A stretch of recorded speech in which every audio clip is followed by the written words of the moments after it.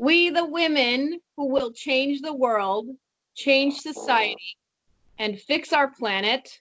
As radical feminists, we assert that to deny observable reality is to deny women's sex-based struggles. We assert that nearly every problem in society can be traced back to men and the women who perpetuate men's destruction of our Mother Earth by refusing to rebel and settling for our living within the parameters of society men have allowed us. I, Leah, rebel along with my friends Ingrid, Sarah, and Alyssa. And without further ado, I welcome you to a women's podcast made for, by, and about women. Today's topic is how we all woke up from our liberal comas and came to radical feminism. My friend Ingrid will go first. Hi, I'm Ingrid, also known as Dworkin's Ghost on YouTube. I came to radical feminism through a debate about Wonder Woman that I didn't know was going to turn into a debate. As many women did, I watched the Wonder Woman movie hoping it would be at least somewhat decent. I enjoyed some of the movie and the fact that it was actually focused on a woman and it was clear for once. But there were just some things that bothered me to no end, such as, just all the patriarchal beauty practices that were really obvious and pretty unforgivable, given the fact that they were trying to sell her to us as as a serious warrior.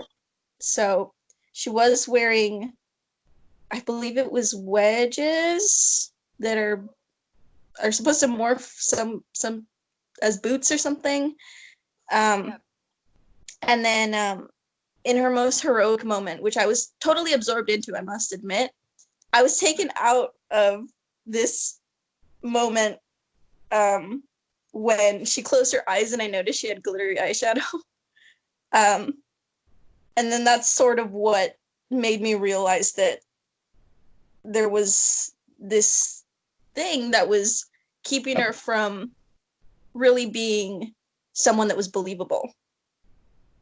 I mentioned these things to my friends. We're all artists and writers.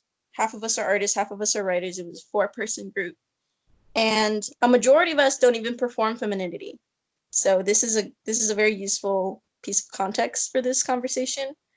I mentioned it, and then immediately there were a bunch of excuses made for why she was wearing things she was not supposed to wear. One of which was, they're not heels, they're wedges.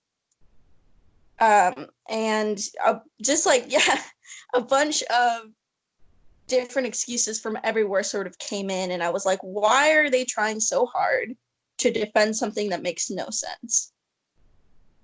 Because it was obvious they were trying really hard, it was like, oh, these are wedges, not heels. Heels were originally meant for horseback riding. And just maybe she likes it. Maybe it's part of her character. Yeah, I know. And at the end, it just sort of came down to, but it's her choice. I know. Yeah.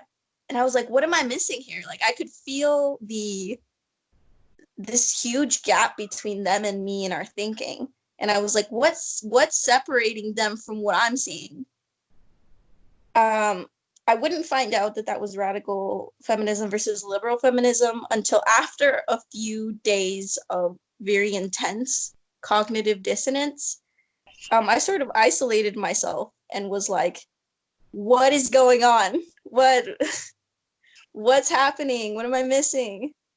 But there was just sort of a bunch of excuses for not making sense or actually thinking about why things were the way they were.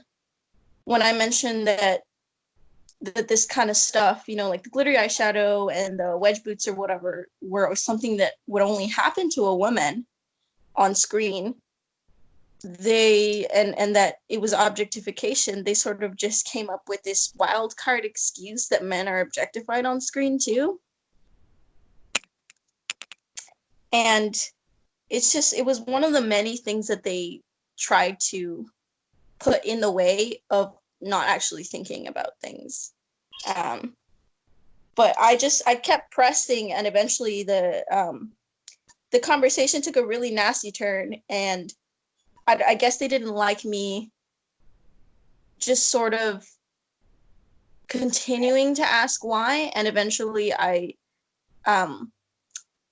was told that I sounded like a feminazi. That's the worst thing. By my closest friend, who does not perform femininity whatsoever. And they were just violently defending all these things that were, if you even put a little bit of thought into it, female exclusive.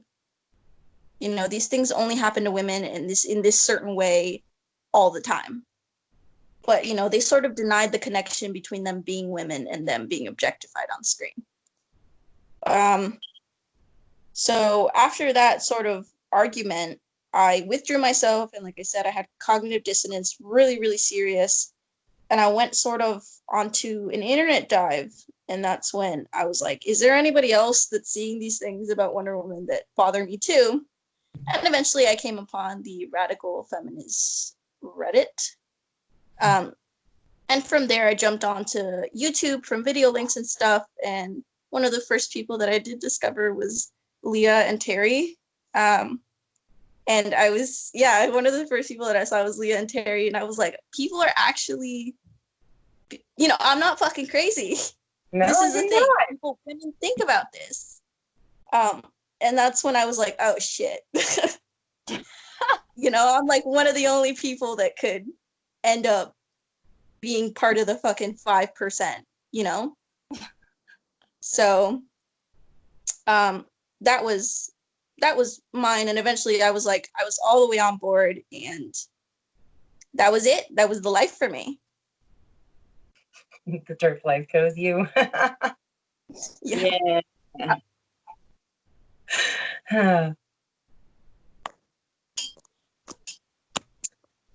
Are you done? Sarah. Oh, I am. all right.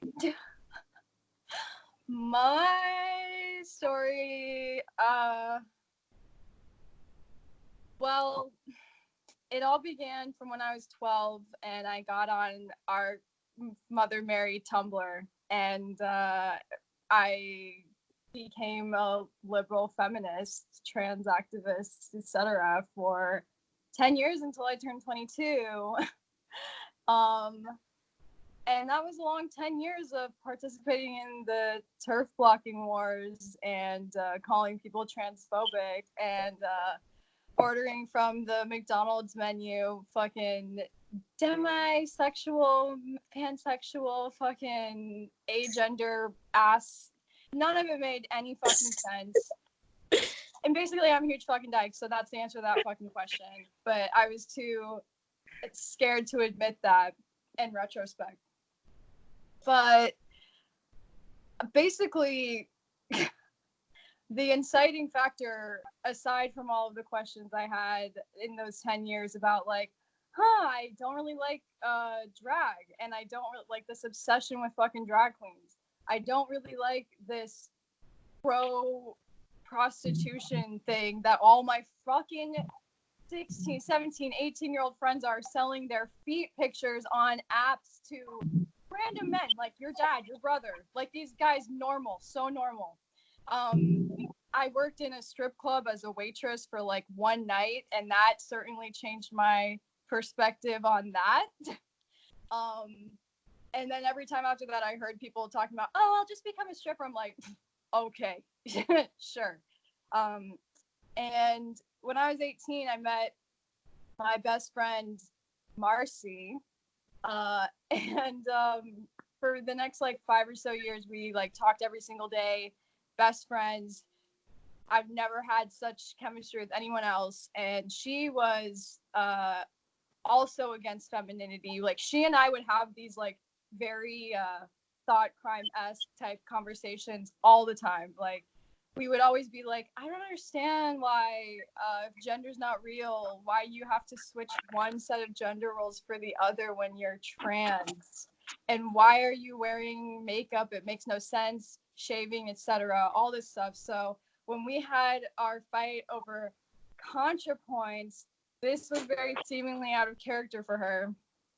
But basically, I read the Scum Manifesto when I was like 22. And finally, after hearing about it many times and seeing Valerie Solanas on a fucking American Horror Story, and I was like, that's weird. And Marcy's ex-girlfriend actually had printed out Scum Manifesto copies and was handing them out in Central Park. So I was like, okay, I need to read this. I read that and it was like, okay, need to find more of this. So I found Germaine Greer and I was like reading The Female Eunuch and The Whole Woman. By the way, both phenomenal books that are translated into like dozens of languages for women all over the world to read, rallied by those women in other countries because the articulation of those innate truths is so important. Because when it comes down to it, that's what radical feminism is just, it's innate truth that we all know that's articulated so that we can organize and liberate. So fucking yeah, I'm like, wow, Germaine Greer, it's like, I'm like learning all these things and I'm telling Marcy about it. And she's like really receptive, but she's like, yeah, I think I hate Germaine Greer, but I don't remember why. You know, it's like, she was basically saying that she thought Germaine Greer was canceled for some reason, but she couldn't remember why, which is very typical of the man pandering trans cult. Yeah. So, about a couple days later, she sends me a text with a link to ContraPoint's gender critical video, and she's like, this is why I hate Germaine Greer. And I'm on his side when I start watching this 30-minute misogyny fest. I'm fully on this dude's side, and I'm like watching the whole thing, and I'm just like, that's not a very strong point. This is making me uncomfortable. The thing she was referring to about Germaine Greer was the intro to this video of ContraPoints where he very mockingly recites this. It was like a press quote from Germaine Greer, which is honestly cherry picking because she has like a dozen books that you could choose from her published work, essays, lectures, debates that you could pull from, but he chose like a quote from like fucking 40 years ago where she said that a trans-identified man came up to her while she was doing press for The Female Eunuch, which came out in the 70s. So that dates this.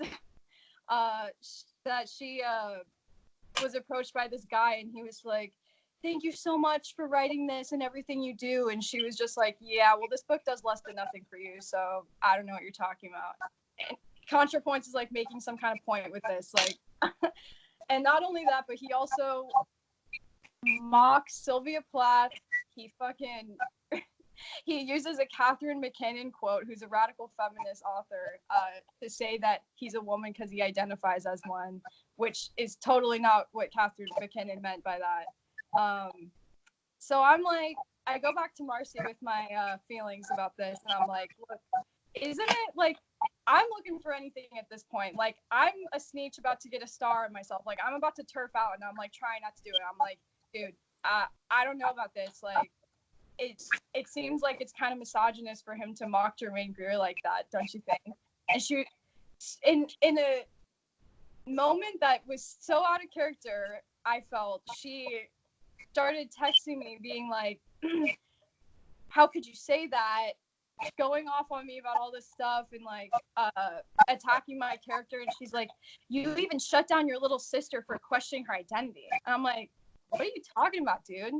And I have a 13-year-old sister who a couple of days before I was driving her to her friend's house where she made a joke about her being a straight boy because she was wearing a hoodie and sweats. And I was like, listen, 13-year-old sister, you can wear whatever you want and you're still a woman because wearing a dress doesn't make you a girl. the correct thing to say, okay? Right.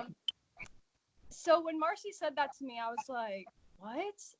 She never said anything when I told her about this happening, and she's all like telling me she's like, because you and I both know that you would rather have a brother than a sister. And I'm like, dude. At this point, I'm pissed because I'm like, not only are you telling me that my 13-year-old sister has to wear a dress to be a girl, but you're also questioning my judgment with my own 13-year-old sister. So I'm like, dude, fuck you. What the fuck? No. So we don't talk for a month. And in this month, much like Ingrid, I'm like doing some intensive research on the internet. I find Leah's videos and Harry's and Magdalene's. And I also found the gender critical subreddit, which, if anything, is somewhat of a good source, you know. So I'm like doing all this stuff. And finally, I came across one of Terry's videos called Male Bullying Tactics, which is a fantastically eloquent video, by the way.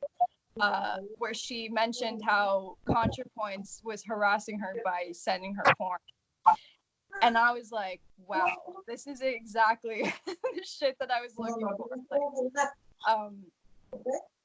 And so I text Marcy again, because at this point I feel like I'm prepared to have this conversation at this point. Because the whole time I was like scared of turfing out, because we lived in Denver, which the term turf is thrown around all the time. All of my friends, like I'd say like 50% of my friends were identifying as non-binary, like some kind of gender queer thing at this point. And I, being someone who formerly was blocking turfs left and right, you know, I knew the consequences of claiming that radical feminist type of theory. So I'm like, Marcy, look, I love you. I miss you. Please, like, let's talk. And she refuses to have a phone conversation with me, which, again, is super weird, seeing as we've been extremely close friends for the past 5 years. She won't talk to me on the phone, so I'm like, okay, fuck it. I guess I have to fucking text all this stuff. And I'm trying to explain all this stuff. I'm giving examples like the Stephen Wood case with the New Hill Women's Prison where he raped those female inmates. And I mentioned that ContraPoint specifically. I'm like, dude, this guy is like an anti-feminist man who I know harassed at least one woman. I know it. And she just responded with K. And she's like, she goes on about like womanhood is defined differently by all different cultures, so therefore woman can't be defined, which exactly she meant to say that femininity is defined by different cultures, but clearly was not thinking about the fact that the only unifying detail is that all those women are female. So she's like, you don't care about anyone who isn't exactly like you, and please never contact me again. We haven't talked in like almost a year now. So basically, yeah, after that happened, I was just like, fuck it. Like, I've been already like ostracized for like being a TERF when I didn't even know that that's like what I was doing. I was straight up just being like a lesbian. Like, I was like finally like, yeah, I guess I'm just a lesbian. Like, and all these people that were my friends like were just totally backlashing against this. And when I was bringing up points, you know, very simple ones, what's a woman? Define what a fucking woman is. They can't answer it. And yeah, I just, ever since, I've just been like awakened by like all this stuff, and I finally have identifying analysis for everything I had a question about in the 10 years I was like in this sex positive gender ideology stuff, because there's analysis for it. Like, long story short, queer theory is completely immature, completely lacking in analysis, and so that's why I'm a radical feminist now. Period. Hello. ContraPoints, huh? Yes. Mm. Hate that guy so much. I know. I hate him too. So here, I'll tell you guys my story of my journey into. Well, I think I'm beyond radical feminism. Like I did a test, and it pretty much says I'm a Marxist feminist. So I'm like the end. Yeah. Um, but the way that I came into this form of feminism is, I guess, more due to personal trauma and like abuse than anything else. Like I wish it was more of along the lines of like an awakening because I saw what was happening on the outside, but it took for me to experience it on the inside to realize that, this was, women's liberation was what I was destined to fight for. I guess my first foray into what I believed was radical feminism was introduced to me via cannabis because that was the first means of control that my ex-husband started using over me.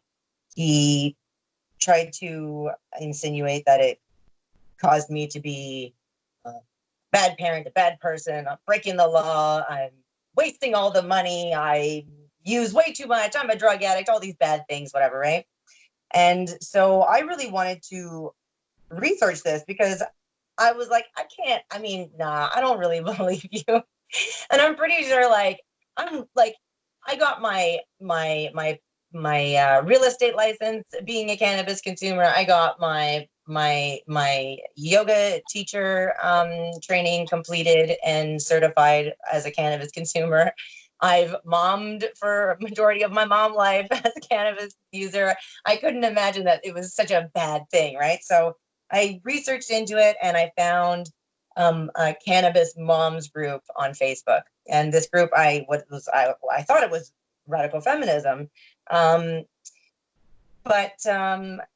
I learned about 3 years after being involved with them, and after like really needing that source of support, that I was not involved in a radical feminist group, but rather a fourth wave feminist group who supported, women who did want to work in uh, prostitution and porn, and they, were against kink shaming, and but they were, pro woman in the sense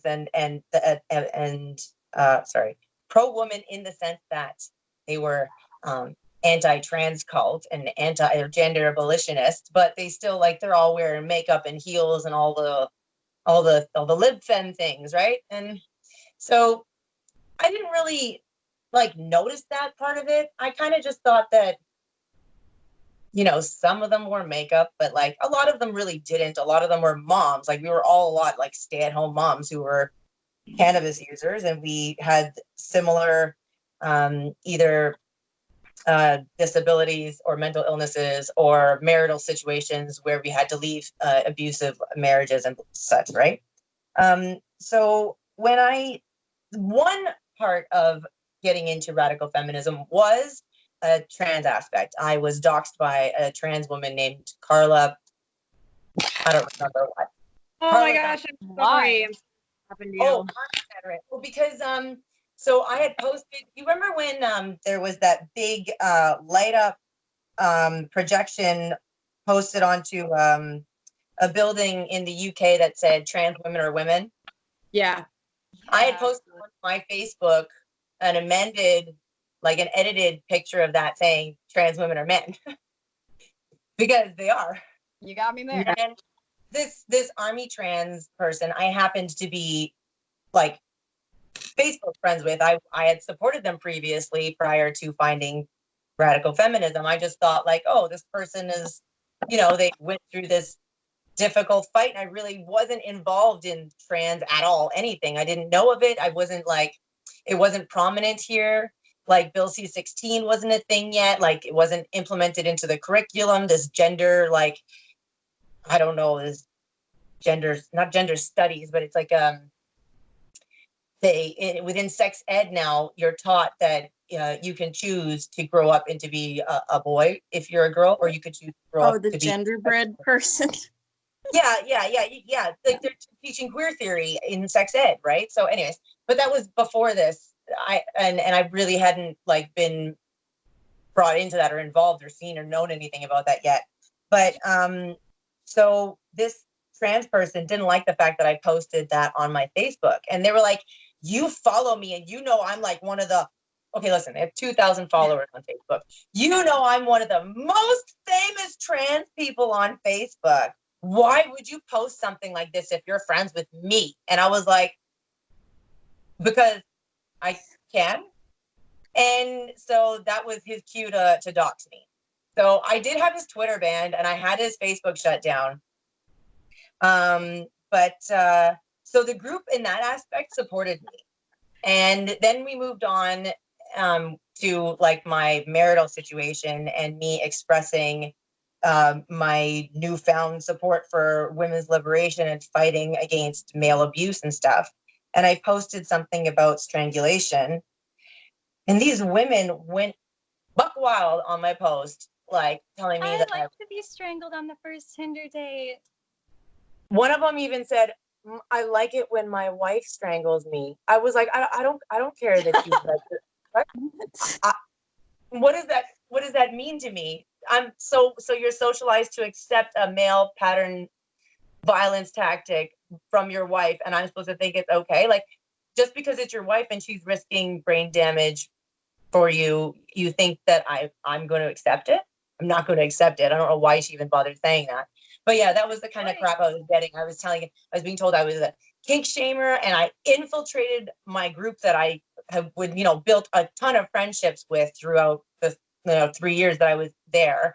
Like, I'm going to say like 200 women throughout the course of the time that I was there were added to my friends list, and I had to remove and block a lot of them because they turned into monsters. I was evil because I was anti like sex like abuse and anti porn and anti prostitution. I was like, I'm not a liar. Like, I did not, from the aspect of the things that we posted, I never saw that we were like pro this, but I did know that a lot of them did cam work. I knew that some of them were strippers. I knew that a lot of them were ex-sex workers, but that's what I thought the majority of the group was. I thought it was ex-sex workers and women trying to get out of it. That's what it was framed like. I remember even reading the rules and I was like, this is not what I remember reading. Do you know what I mean? I very specifically thought that it was anti-porn when I agreed to join the group and abide by the rules. But anyways, so that was how I ended up there. And through the women who did support me on that post is how I really got into the Marxist view of feminism. And it's a lot of the women from the UK. And also, what, it's funny because a lot of the women in the UK knew a lot more about what was happening with Canada and Bill C-16 before I did, because a lot of the stuff that was happening there was like coinciding and kind of happening just ahead of it happening here. So yeah, that was that. I was like really worried about telling you guys this, even though I've said it before. And it's not that I was worried about telling you, it's just that expressing it again, like I said last time, I re-traumatize myself every time I have to, like, I see it in my head. Anyways. But yeah, so, and also being a mom has kind of forced me to take this position. My interactions with the police has caused me to take this position. My interactions with medical staff has caused me to take this position. It's like the whole world is really set up to hinder a woman if she leaves a man and she has his children. So, yeah, that's that.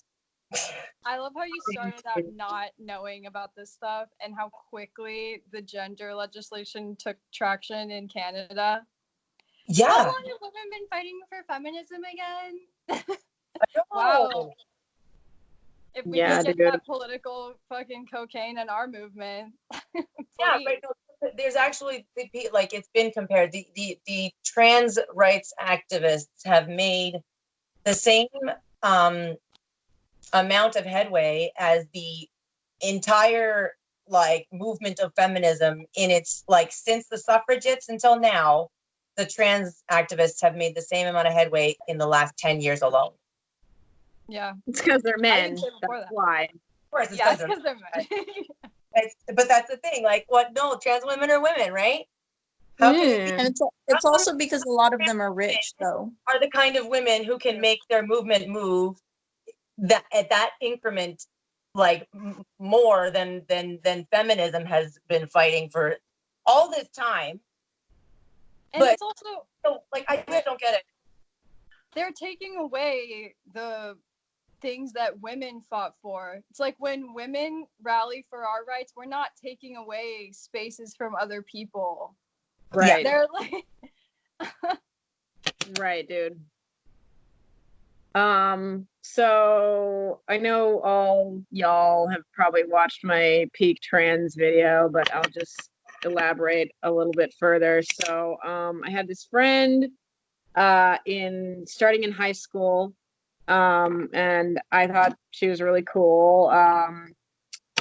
We liked a lot of the same stuff, so we just became fast friends. And then she ended up going to an alternative high school, and by the time, but like while we were still going to high school together, she actually like became an out lesbian, and I thought that was really cool. I was like, oh, awesome.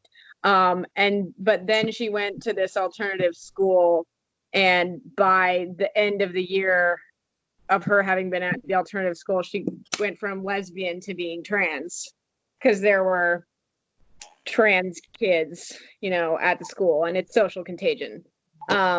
So I was, like Sarah, I would be like, that's transphobic or whatever. Like I was a, trans lover, like trans rights warrior. I did a lot of really dumb shit about that. And like, so I was still really pro trans, like even when I moved away and like, went to college in a different state. She and I were still kind of in contact, but obviously I was calling her he, etc. And so yeah, we were still like in contact and stuff. And then I made this other friend though, and this other friend of mine said to me, like, what is a woman? And I was like, it's an adult female, like the end. And I was like radicalized like right then. And I was like, okay, all this trans crap is bullshit. Like I've been lying, like this is just all wrong. And then I didn't like tell my friend that I was like anti-trans at that point. I just kept it a secret.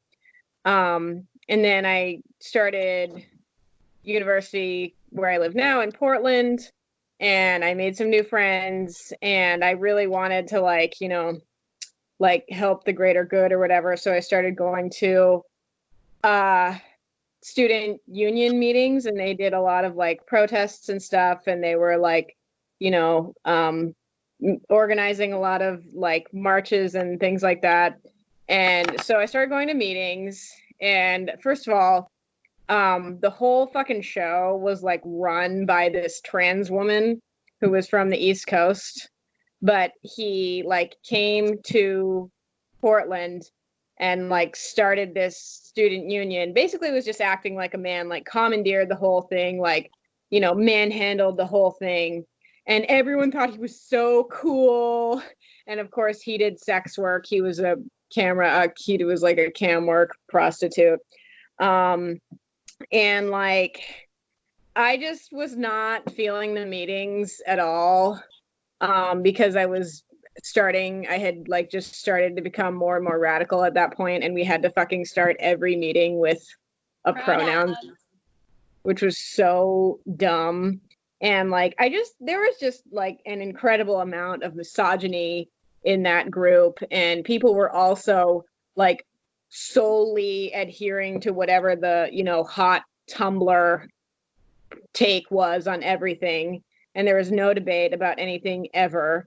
And I was just like, and they were in their own, you know, little like hyper liberal bubble, and I was eventually just like, okay, this is just dumb. Like I really can't do this anymore. And then I kind of like you, Sarah, I had a friend who I thought was a really good friend.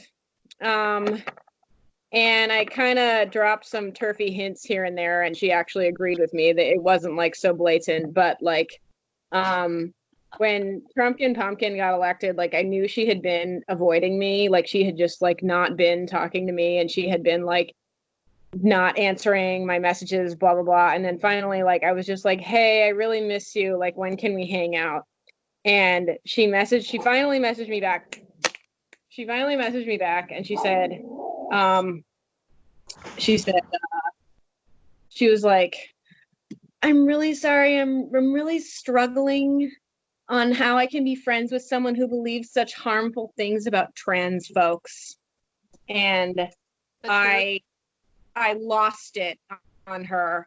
I was like, I can't believe you would do this to me. I can't believe you haven't been talking to me this long because of that bullshit. You need to get the fuck off of birth control, because she was on birth control and it made her cuckoo.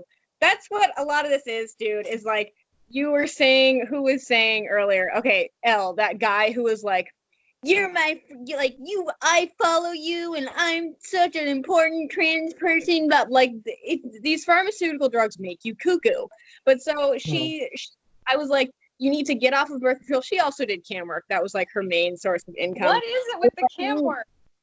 It's because they're traumatized, and then they want to like remain in their trauma like hamster wheel.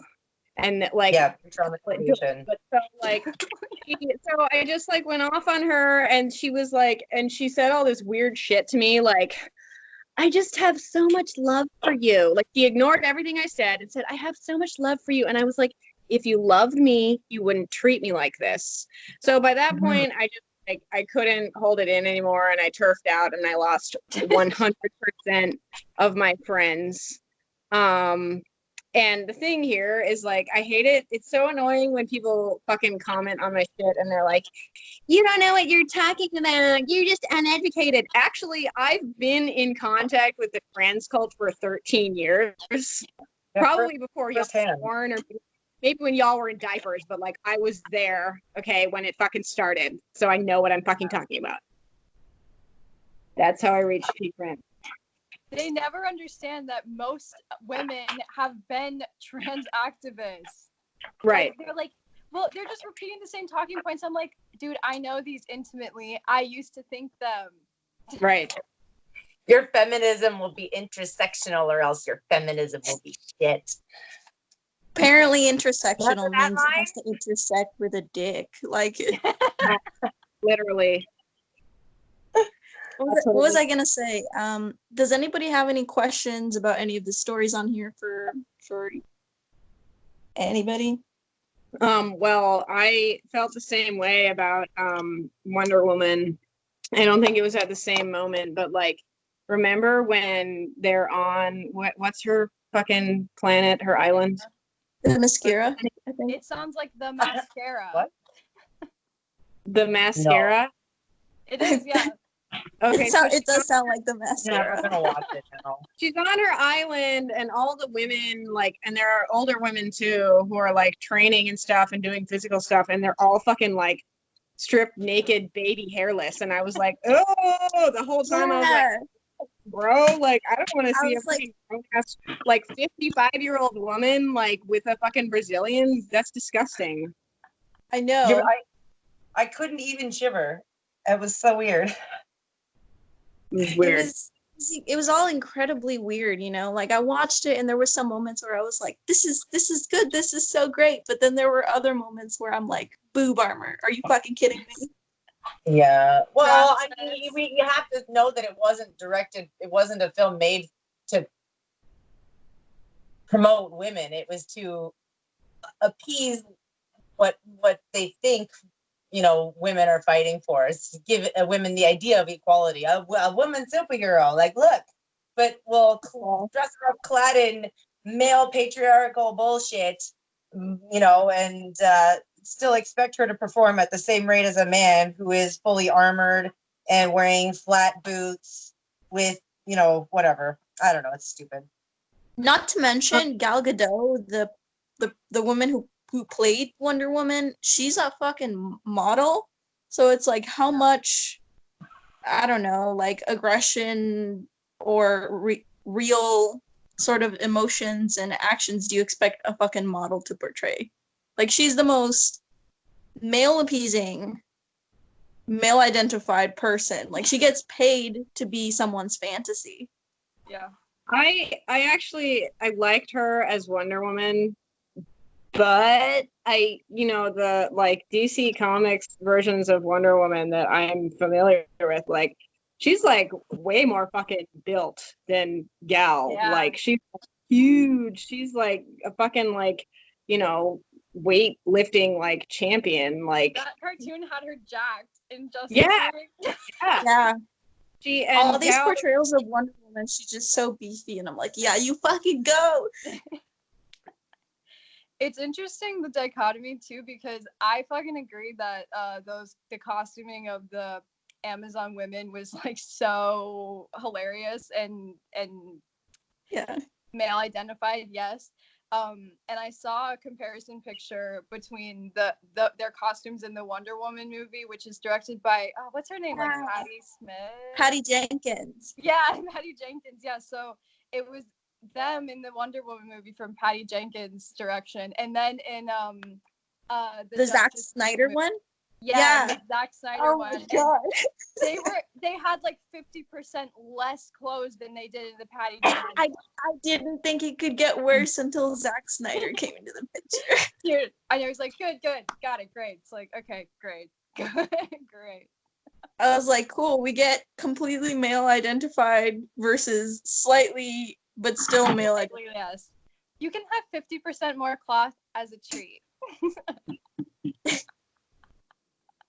Honestly though, I could tell the difference between the Wonder Woman film, like the stuff about the Amazons and just like the female characters in general, versus the Zack Snyder film and stuff. But like, still, there were a lot of things in the Wonder Woman movie that I just, looking back on it, I'm like, how the fuck does this work? Yeah, dude, same. But yeah, I don't know. It's just, it was absolutely, it felt like a betrayal to feel so to be told that I sound like a feminazi, and just it was so disorienting to be like sort of outnumbered by a bunch of people that you thought would see this kind of stuff. I don't know. It was really weird because I felt like I was on the other side of some kind of wall or something. Yeah, I think Sorry, that's guys, if I you just dropped want the liberation of women, honey, and these friends of yours don't. Especially there was like a huge negation about the connection between being a woman and being objectified, and I'm like, how can you argue that this doesn't just happen to women in this form? Oh, actually, you were saying, weren't your friends saying like men are objectified too, or some shit? Yeah, they were Okay. arguing that men are You know what? objectified too. You know what? Like, I can actually get behind that to a certain degree. However, it's never fucking ever, ever, ever, ever, ever to the same degree or seriousness that it is for women. Ever. At all, yeah. And like, it's men fucking objectifying them. right. It's Yeah. men objectifying women. It's the oppressive class objectifying the oppressed. So like you can't really have the oppressed objectified the oppressors in the same manner ever. I was gonna say something about that. I might have forgotten though. Something about okay. Well, I remember like I can give two examples. There was some picture of like John Hamm that got popular and you could like see his dick in the picture. He was wearing tight pants, like you could just see the outline of it. And like he like people were like talking about it and saying, oh, his dick, blah blah blah or something. And like John Hamm got like really annoyed and he was like, I just like this is so like uncalled for, blah blah blah. And it's like, bro, like How does welcome it feel? woman, like that's just and then I remember this other time I was like on a this is so long ago. This is some MySpace shit, y'all. Someone posted a picture of Brandon Flowers, the lead singer of the Killers, who y'all know that I love. And like again, you could like see his dick. And then people immediately were like, oh, his dick, blah blah blah. But then other people immediately were like, it's so rude that you would comment that. Like, what if someone took your picture and you would like people are immediately jumping to his defense or immediately jump men's defense, like in these pictures of them when literally no people are like, oh, let's jack off to rape these like this man raping his girlfriend who filmed it. Yeah. And not care.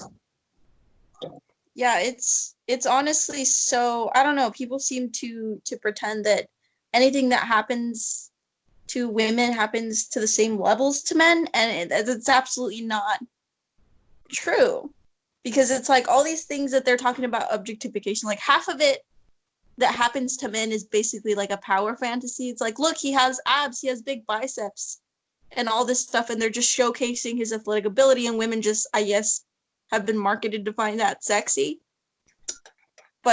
And they're just sort of banking on it. But with women, it's like, you got to be skinny and doll-like and hairless and like all this big list of things that only happen to women. And you can't pull off a woman warrior well if you're going to fucking appease to men, because they don't want women to be actual warriors. They want them to be sort of sexy models in leather. Yeah, for sure. Do you know how many times? Okay, listen, men. No, okay. Every man who I've ever been in a relationship with has told me the reason why they want me and the reason why they love me and the reason why they think I am so amazing is because I am so strong and because of all these things. But then when it comes time and I actually stand up for myself, then I'm a problem. Then they don't like the fact that I'm strong. Happened to me a million times. So like, you're not up. like that. They don't like the idea of a woman warrior. They like the idea of a woman wearing a bathing suit, running around and her boobs bouncing around while she's kicking guys in the face and doing violent man things. Yeah, it's really insane that, I don't know, and just liberal feminism like absolutely caters to that. You know, they want what they want is to find a balance between still attracting men, but trying to act like they can empower women while doing that. But the thing is, you can't empower women and attract men. Men don't want women to have power. No, absolutely not. No, and touching back on that, I forgot to mention earlier when I was talking about the strangulation post and stuff, is that the women are so, the lib femmes and the fourth waivers are so desensitized to their own abuse and internalized misogyny that they believe that their right to have a kink is more important than a woman's ability to speak out about her abuse, right? And to me, that's like, no, but that's where it runs back to like the male socialization of like what's more valuable, you know, sex or actually a strong woman protecting herself. Well, you know, something to put a dick in. That's what's more important. Sorry. I can't even believe that kink shaming is a term now that people actually use and like take seriously. Like we have regressed significantly that now people can just, they're like, oh, that's kink shaming. Wow, shut the fuck up. I don't care. You're right to have a kink. kink. Shaming is my kink. You're right to have a kink and you're fucking critical thinking. Right? if people do have like certain things that like turn them on, like why the fuck would you even talk about that in like a public Facebook forum? Shouldn't you like talk about that in private with your intimate partner? Like, Because apparently sex positivity, I don't fucking know. Yeah. Sex It's all negative. a way to create access to young women. what, honey? It's all a way to create easy access to young women who think that they're being sex positive. It's True. the same thing as like the free love movement in the 60s. Yeah. Yeah, it's just massive scale. I saw None some of it was shit- ever really about women, unfortunately. No. No. Never. Never. Anybody what who was- says that they're for violence against women in any form, like, I'm sorry, but like, no, I can't rationalize it in any way, shape, or form that you can say you are actively supporting an act of violence against women, but you're fighting for women's right to want to be acted violently upon. Yeah, what the fuck? Make any sense at all. Being a radical feminist feels sort of like being some kind of a conspiracy theorist. Like, I know, like, oh my Cause- god, I feel like I should be wearing a tinfoil hat. yeah, a bunch of people don't like, you talk about things and connect things that people don't even fucking believe in, and you're just like, okay, think about this now. You want to be Mhm. strangled, and men are okay with that because why? Like, I know. And you know what that leads to? It leads to men being able to use "she wanted it" in court as a defense when they murder them. Yeah. And it happens. Like, It happens I all think the it happened in time. Australia. That like was the most currently. This man, he was like, yeah, no, just as she wanted me to do this. This was part of our sex. She wanted me to pretend I was killing her, or wanted, that was her fantasy, was to be killed. She died, and he got away with it because that was his defense in court. Like, I could, and that's what that leads to. Nobody realizes that these little just ideas or like defenses of these seemingly small things that they think are so personal to them can lead up to this great thing in the court system and make precedent for violence against women to be, put into law and just, 100% acceptable. Like, misogyny and like murdering women is not a hate crime. that's the thing though about liberal feminism, is that everybody seems to think that it's just them. They Yeah. always talk about, oh, it's my own taste or my personal preference or whatever, and it's like, no, it's yours and 1,000 other women, and that's why we have to talk about it. It's Exactly. not just you. You're part of it though. Yep, the things that you do affect every other woman, and like everything that every woman does affects my daughters. Like, if I didn't have daughters, I know I would be fighting to make sure that my son didn't end up like my abusers, because I've been fighting to make sure that doesn't happen with him since he was born, because like I was a single mom since he was 2 weeks old. So like, he's been my everything. I've been fighting to make sure to teach him, and he's kind of going through, I guess he's in his preteens now. So he's a little bit rebelling against me, but when I explain the things to him, he really understands the feminist perspective and he accepts it. And then he gets really upset. He's like, man, I hate men. Like, not that he says that he hates men, but he's angry. He's like, why are men like that? Why do they do that? Like, what is you know what I mean? He really questions it, which is great, because I need him to question it, because if he questions it now, he can learn how to, make a change with people his own generation, right? And also, like I said, my daughters I can't have them go through what I went through. You know what I mean? I have to fight for them. And like, if you girls ever have kids, which like, I think you should not have kids. I want to have one. I want to have one kid. One kid. One daughter. if you plan to have one child, you know, you're financially set, and I think you should only have that child if you know you can do it fully on your own by yourself, and you plan to do it by yourself from the time she's born till the time she's, you know, into university or whatever. But just to make sure that you're able to always do it on your own. Make sure that you have whatever funding set up so that if you need to leave her father, you can go without a worry. But yeah, having kids is like a really strong driver for me to make sure that, you know, feminism is spread and implemented and learned and understood, because it's important. Like it is reality. I feel like it's what, like, Marxism and Marxist feminism is like one of the only like realistic forms of, like, I don't know, Solution. what's the word called, huh? Solution analysis. Solution analysis. Yeah, that's the kind of thing like that's the word I'm looking for. Analysis, and that makes any sense right now. Like, and it's the only thing that's really based in reality. Everything else is like, postmodernism is so like everything could be anything and nothing can be everything and everything can be nothing. It lacks the class analysis. Like everybody thinks they're isolated. Yeah. Oh yeah, you're bringing me back to that. Oh, thank you, Ingrid. Totally, that's the thing that I was trying to get to, is that like it's not isolated. It's a trickle down effect. This is the only true trickle down effect. Capitalism has no trickle down effect. Patriarchy definitely has a trickle down effect. Yeah.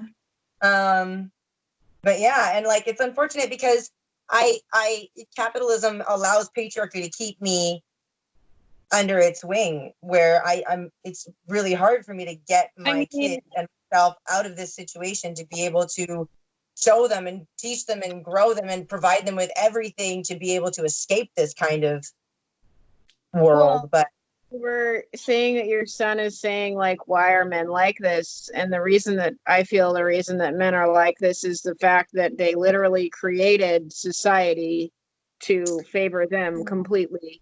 And they, like I said in the intro, every single problem on this planet right now can be traced back to men.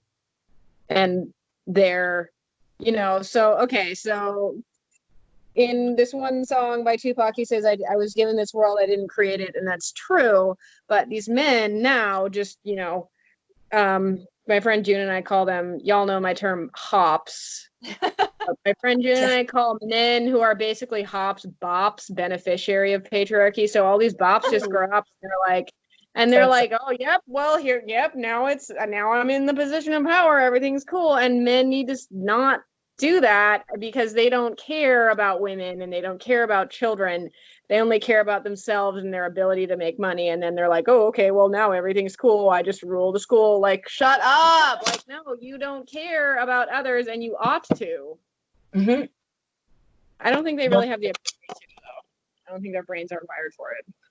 I think that their EQ is definitely not equivalent to that of women.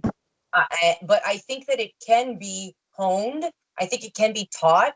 I think it can be learned, but I think it needs to be in radical format. Like, I think if my son had any more male influence than he has right now, I would be in a much worse position with teaching him, the teachings of feminism, right? But male influence is a fucking drug. Yeah, no, definitely, because he definitely comes back like drug addicts. Yeah, it's testosterone. It's catchy. It's gross. But he definitely, whenever he comes back from being with a man, whether it's his father or even my father, he comes back with a bigger, let's say, more. He comes back more brazen, just more. You know what I mean? More bravado, more like tough, kind of. But also, I know that his stepbrother at his dad's house is abusive with him, so I try to curb that as much as I can, and I fight with his dad about it at every time it's brought up. But there's only so much I can do, right? And if this other boy who is 4 years older than Luca is insisting on hurting him and bossing him around and calling him an imbecile, and like it's hard, right? Like I tell him when he comes home, I'm like, Luca, like don't listen to him. His mom unfortunately taught him to be like this, and it's not acceptable. And I know she won't stop the kid from doing it. She kind of gets mad at Luca and says like, oh, you're picking on my kid. Like I don't know. It's weird how a mom will stick up for her abusive son. Women will just like identify, let their sons overpower them, let their sons be like their like daddy essentially, and like just allow them to do whatever the fuck they want and allow them to walk all over them, etc., because they're men, because they're male. That definitely needs to be a whole entire episode by itself. Yeah, because that's huge. That's a big thing, like it starts from the whole phrase like man of the house now that the dad's gone, and it's like, who the fuck gave you the right? You're a child. Let the You're the child. Prepubescent 9-year-old be the man of the house. Like, okay. What should the topic be next week? What do you guys want to do? I don't know. We can figure it out within that week, or you know what? How about whoever watches this video, because we have a few subscribers already. Let's get some suggestions in the comments. Oh, true. Good idea. We'll check that out. And whatever we think is, gets the most likes, or we'll choose that way. I think that's a good Yeah, idea. that sounds like Okay, cool. All right, so leave a like and get your friends to subscribe. thanks for watching. Yeah, thanks for being here, and lovely ladies, thank you so much for doing this. You're amazing and wonderful. And also, I just want to say I love your love for women. Like your support in our little group and having created this is just like so uplifting, and kind of like I was kind of like being really discouraged by the patriarchy over the last few years of my life, obviously. And you guys have brought a light to my life, and I thank you. thank you for collecting all of us and inserting us into basically a coven. Yeah. I'm so excited. I'm so happy it worked out. I'm so happy that you guys are all connected now. Like, that's another thing. I'm like, I made them all be friends. Yes, you did. So yeah, so I'm really happy about our little thing we have going on, and I hope you girls have a great day, and we will speak soon. We'll talk soon. Bye. Yeah, love you. Love you. Bye.